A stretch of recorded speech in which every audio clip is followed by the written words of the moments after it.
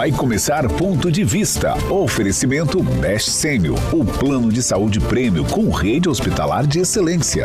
Global CIS, inovação que conecta dados e acelera resultados. Cada pessoa enxerga o mundo de um jeito. Alguns com cores mais vivas, outras percebem melhor o som. Há também quem sinta o toque de forma diferente. No Brasil, existem pelo menos 2,5 milhões de pessoas com o diagnóstico de autismo. E ainda há muito desconhecimento sobre o tema. O autismo não é doença, é uma forma diferente de perceber o mundo. São pessoas que pensam, sentem e se comunicam de um jeito único. Hoje vamos conversar sobre o que é o autismo, como identificar os sinais, o papel das famílias e também o que podemos fazer para incluir de verdade.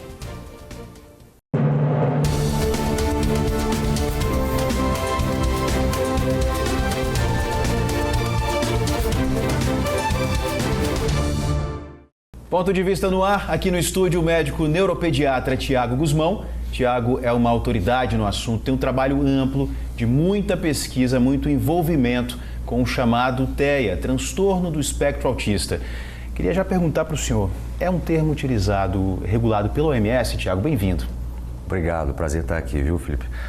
Sim, o transtorno do espectro autista, que é o TEA, a sigla, né? Então é utilizado pela Organização Mundial de Saúde, mas também alguns médicos, né, como o DSM-5, que é o Manual de Diagnóstico Estatístico, a última edição, que casa com o CID-11, que é o Código Nacional de Doença, aquele conjunto de letras e números que o mundo todo classifica as doenças e os transtornos. Então ficou mais amplo, até para classificação, para diagnóstico, transtorno do espectro do autismo. Então é um termo que a gente pode usar tranquilamente ao longo dessa nossa sessão. Exatamente. Deve. Queria que você explicasse para a gente, então, o que é, vamos começar do começo, o que é o autismo? O autismo, até hoje que a gente fala de um impacto mundial e muitas vezes ninguém consegue classificar o autismo, né? Isso vai desde palestra que a gente faz até a comunidade médica. Transtorno do espectro autista é um transtorno do neurodesenvolvimento, então existem atrasos, prejuízos, que existe um dueto. Precisa de ter dificuldades, prejuízos, atrasos na comunicação social. O que é isso? O modo com que eu falo, não só verbal, a fala, como o não vocal. Dificuldade de eu me expressar por gestos, mímica facial, o apontar, o jogar beijo. Então tem dificuldade na comunicação e no modo que essa criança interage com o meio, ela com o meio, ela com o pai ou com a mãe. E também precisa de ter, aí que fecha o diagnóstico, comportamentos que se repetem, restritos e repetitivos de atividades de interesse. Ou seja, se só tiver atraso na fala, mas não tiver um componente de restrição e repetição de comportamentos, a gente tem que rever esse diagnóstico e não está no transtorno do espectro autista. Então, esse dueto é importante ter. E é importante que esses sinais estejam presentes antes dos 3 anos de idade. Então, isso é importante. Ninguém se torna ou adquire o transtorno do espectro autista com 10 anos. Então, a partir de 20 anos, descobriu o autismo. Então, a partir de 40 anos, não existe isso, eu sou autista a partir de 40 anos. Não. O transtorno já está presente até antes na vida, na infância, que às vezes estava camuflado e hoje foi feito o diagnóstico, né? Por isso que tem muito diagnóstico tardio hoje, Felipe. Existe algum apontamento científico para isso? Para que isso aconteça na vida da criança ou... Perfeito, assim, qual que é a origem do autismo que a gente pode falar um pouquinho ali? Basicamente, Felipe, o autismo é genético, um forte componente genético.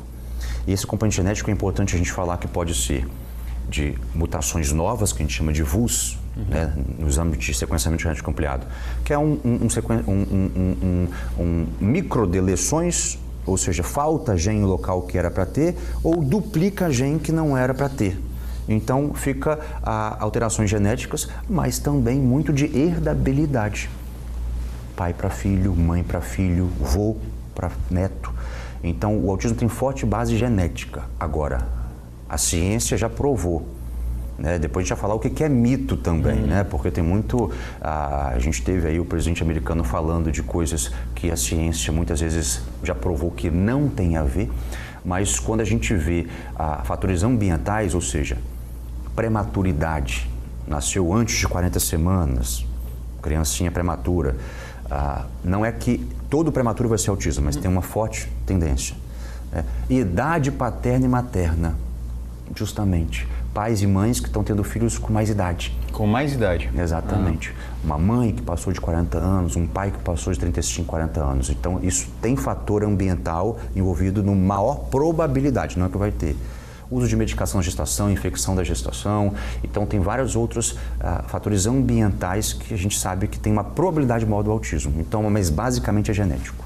E os sinais? Em que momento que o pai, que a mãe, eles precisam ficar atentos e começar a identificar dentro de casa? Você está falando sobre o diagnóstico que o Brasil ainda, nesse ranking aí, o Brasil ainda não está numa posição muito boa para o diagnóstico da situação e que seria aí preconizado até 2 anos, mas que o Brasil está saindo um pouco fora disso, chegando até 7 anos de idade. Tudo bem, mas até os 2 anos que essa criança tem um convívio basicamente familiar, os pais precisam ficar de olho no quê?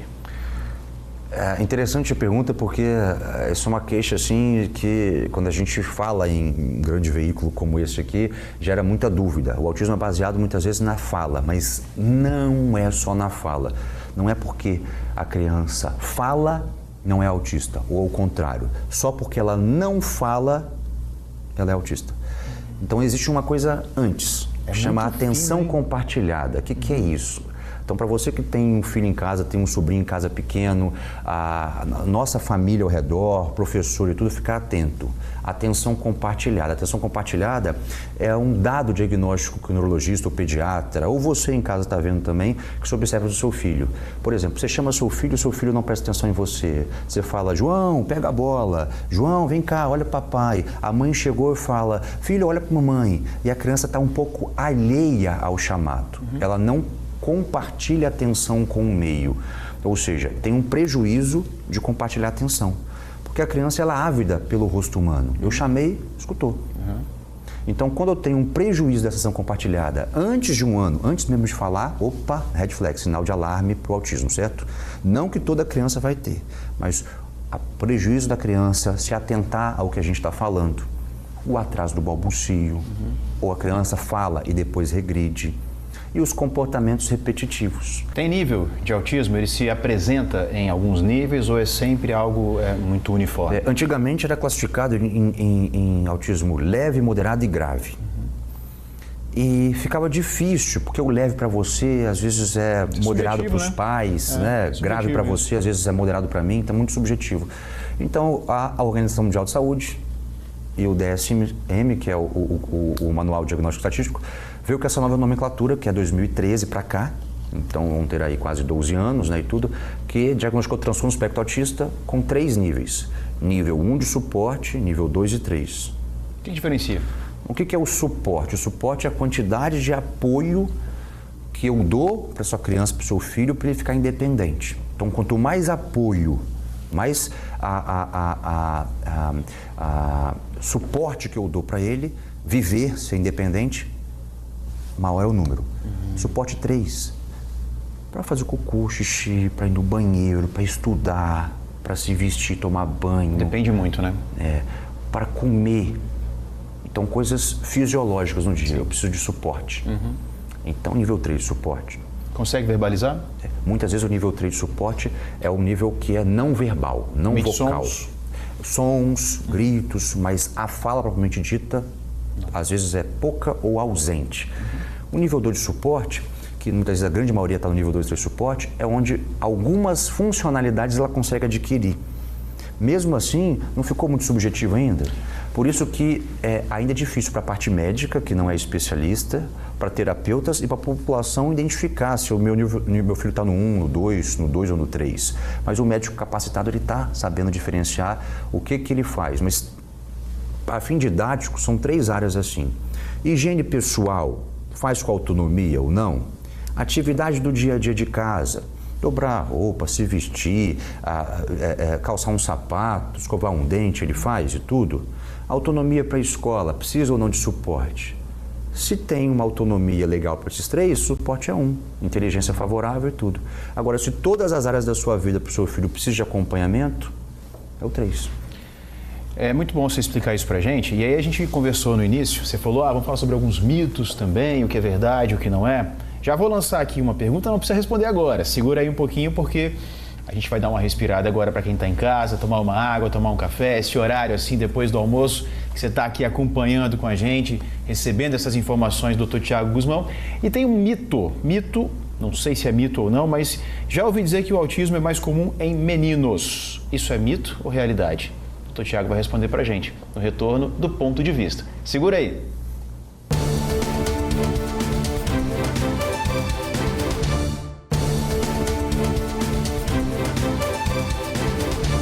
De volta com Ponto de Vista, muito obrigado por sua companhia aqui na TV Tribuna Band. Deixei uma pergunta no bloco anterior. É mito ou verdade? O autismo acomete mais os meninos? Verdade. Dentre tantos mitos do autismo, este é verdade. Esse é verdade. Este é verdade. É uma proporção de quase 3 para 4 meninos para uma menina. Então é 3 vezes mais comum no sexo masculino. Forte componente base genética. Então, por isso que muitas vezes a gente descreve o autismo como cor azul, mais dos meninos, enfim, tudo. Mas existem artigos que falam que de tanta camuflagem que existe nas meninas, porque os critérios são baseados nos meninos, que às vezes a proporção das meninas podem ser até um pouco maior nos estudos. Pode variar, né? Mas no último estudo, pelo DSM, e pelos órgãos responsáveis em relação à prevalência, fica ainda de 3,4, 3,5 meninos para uma menina, muito prevalente nos meninos. Cor azul, até uma outra pergunta, eu queria já emendar aqui 2 perguntas, hein? Cor azul e aquele cordão que se usa também, né? Qual é a importância disso na sua ótica? Verdade. Respondendo o cordão aqui, existe um cordão, um símbolo do autismo que é defendido hoje, que é um quebra-cabeça, ou seja, vários pequenos pontos que isolados não fazem o diagnóstico do transtorno, mas juntos, né? Porque cada pessoa tem o seu quebra-cabeça, tem suas estereotipias, suas funções ou não de linguagem, se tem inteligência ou não preservada, que compõem esse espectro, esse amplo espectro, um leque do diagnóstico do autismo, né? Mas também existe um símbolo do infinito colorido também, que o mundo também diagnostica como o transtorno do espectro autista, certo? Da inclusão, da conscientização. Quando a gente fala de avanços nessa última década, por exemplo, eu vou citar 3 grandes áreas. Primeiro, que é o diagnóstico. Tem muito diagnóstico hoje, graças ao avanço das pesquisas. Segundo, pesquisas, né, de diagnóstico. Então, não tem como eu falar hoje que a neurologia não avança sem a genética. A cardiologia sem a genética, a endócrino sem a genética. Então, a neurologia infantil sem a genética. Então, existem pesquisas com sequenciamentos genéticos ampliados que estão sendo cadastrados muito. Então, não existe hoje um gene específico para autismo, mas existe um conjunto de genes que estão sendo descritos como existe probabilidade do autismo. E também, a terceiro ponto, que avançou muito, lembra que o Brasil é o segundo maior colégio atrás dos Estados Unidos, de ABA, que é Applied Behavioral Analysis, que é a sigla da intervenção comportamental na psicologia. E nesses últimos 10 anos, o Brasil vem estudando muito, vem se capacitando muito, ainda precário, de intervenção precoce, de mais psicólogos fazendo análise do comportamento, ABA, para que a gente consiga intervenção precoce e crie independência, funcionalidade mais rápido para a criança. Então, existe mais conscientização, existe mais testes genéticos, mais informação da parte médica e terapêutica e mais terapias sendo reconhecidas no Brasil, fazendo com que a gente crie uma rede de apoio melhor para essa família. Diferença. Ainda assim, a graduação, a formação, a qualidade dos especialistas no Brasil, a gente precisa de melhorar. Mas um diferencial que eu vejo do Brasil e dos Estados Unidos, Felipe, que é muito interessante, é a inclusão na escola. Como que a escola americana, por ter muito mais recurso, no primeiro mês você já tem a inclusão deste aluno na equipe de apoio de educação especializada, talvez o pediatra já vai assessorando aquela família, o professor de apoio já faz aquele plano de educação individualizada. No Brasil, a gente está engatinhando ainda. Então, preciso treinar os professores, a graduação de pedagogia tem que ser revista para treinar professor, porque está chegando cada vez mais crianças autistas na sala de aula e os professores ainda crus, porque não estão recebendo treinamento adequado. Aí eu te pergunto, só os professores ou toda... vamos lá, vamos pensar uma estrutura de uma escola, desde quem está ali na entrada, quem vai receber aquela criança na recepção, até mesmo coordenadores, outros funcionários, quem é responsável pela alimentação, toda essa rede que compõe uma escola, né? A gente está falando do professor, claro, que é quem de fato vai lidar muito mais com essa criança, mas há uma necessidade de ampliar essa forma de entender e de acolher o aluno? Eu acho que a escola são 20 horas semanais, então tem criança que passa mais tempo com a professora do que com o pai, Sim. do que com a avó. 20 horas por semana na escola é um tempo muito grande.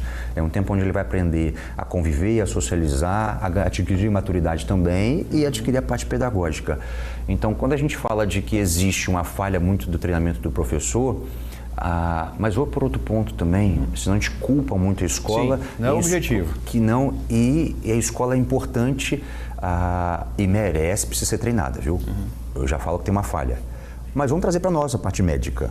É muita falha, muito diagnóstico errado, é muita hipermedicação na criança. Quantas crianças que eu pego aqui com 5, 6 anos de idade, talvez um pai assistindo aqui vai entender o que eu estou falando, tomando 6, 7 medicações, a criança tendo efeitos colaterais absurdos, porque o médico também não está entendendo o tratamento do espectro autista. Hoje, Felipe, eu falo que o diagnóstico 2025 está até mais fácil. Agora eu quero ver você manter essa criança, andar 2, 3 passos na frente dos pais para conduzir esse cérebro de uma forma mais adequada para ele evoluir. Você falou que existem crianças que tomam 5, 6, 7 medicamentos. Autismo não é doença. Por que esses medicamentos são aplicados? É alguma outra situação correlata ali? Perfeito. Não existe medicação que cure o autismo. Sim. E se tiver até hoje, desconfia desse médico e sai, porque os achismos são demais, uma mãe sofredora e tudo, né? Não existe remédio que cure o autismo. O autismo não é uma doença, é um transtorno que a gente aprende a conviver e a gente potencializa esse cérebro. Mas existem comorbidades. Então o autismo, Felipe, mais de 70% tem associação com o TDAH. Uma dificuldade do eixo da dopamina. Então, às vezes, eu preciso de melhorar a atenção dele com medicações. Isso pode ser regulado? Pode. Existe mais de 50% de transtorno de ansiedade, que leva ele a roer unha, a morder, a se machucar, certo? E tudo, a fazer muita estereotipia. Então, preciso medicar com ansiolítico para diminuir um pouquinho. Transtornos do humor, epilepsia. Sim. Muito comum no espectro autista, às vezes descrito em 30% a 40% das crianças com autismo. Isso é alto. De cada 10, 2 a 3, às vezes 4, tem epilepsia, então tem que andar com remédio antiepilético. Então, as medicações são feitas para controlar as comorbidades, que são os sinais e sintomas associados, e não para curar o autismo, porque o autismo não se cura, ele se compreende, né? Olha só, conversa boa é assim, passa voando. Quero agradecer sua participação, sua presença aqui no Ponto de Vista. Para encerrar, mais uma informação importante. Veio o diagnóstico. Aquele momento para a família pode ser um momento, talvez, de insegurança, ansiedade, até medo. O que é importante dizer para um pai, para uma mãe, para um familiar, na hora que o diagnóstico vem? Importante. O diagnóstico não é sentença. O diagnóstico, ele é uma porta aberta para eu entender, lembrando que todo mundo, existe a fase do luto, de entender o que é o autismo, é um mundo novo, mas independente do diagnóstico, se tem ou não tem um diagnóstico do autismo, respira e terapia, estimula seu filho. O cérebro humano ele é capaz de ter N formas de estimular a fala, a interação, a inteligência e outras habilidades intelectuais. Então a forma quanto mais precoce você tem o seu filho, mais rápido você vai para a estimulação para ele adquirir a funcionalidade para a vida futura. Tiago Guzmão, neuropediatra, volte mais vezes aqui, Obrigado, o espaço Dom. é nosso, é sempre importante compartilhar esse tipo de informação para que ela chegue mais e mais pessoas sempre. Então, tendo novidade, por favor, venha para cá que vai ser um prazer lhe receber novamente. Obrigado, viu? Obrigado, sucesso. Obrigado. E a você de casa, obrigado demais pela companhia. Ponto de Vista, sempre às 14h, aqui na sua TV Tribuna Band. Até mais.